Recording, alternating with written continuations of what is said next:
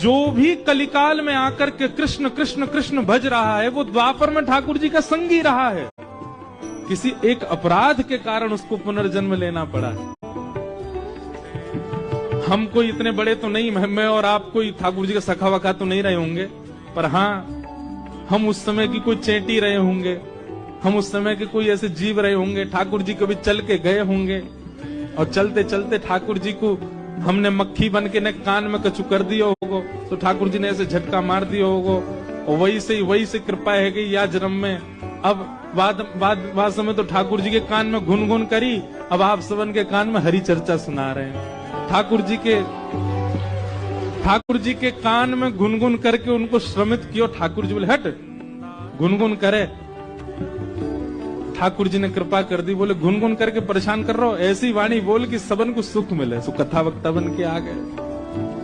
आप सब